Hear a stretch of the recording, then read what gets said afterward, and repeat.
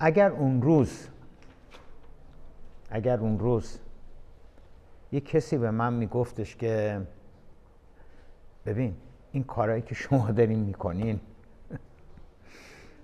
اینقدر عشق بهش دارین میورزین و نمیدونم اینها، 46 سال بعد بهش انقلاب 57 نمیگم، میگم فتنه 57. به تو صادق زیبا کلام میگم 57. مثل آدمی که مثلا چیزه مجرمه مثلا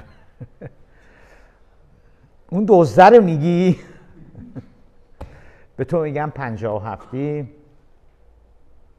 به اون حرکت تاریخی هم میگن فتنه و میگن که شما یه عذرخواهی بابت همون کارهایی که کردین، شما یه عذرخواهی بدهکار هستین به ملت، به نسل‌های بعدی. گور بابای خودتون به جهنم، نسل‌های بعدی رو همه رو بدبخت کردین، چندین نسل رو بدبخت کردین و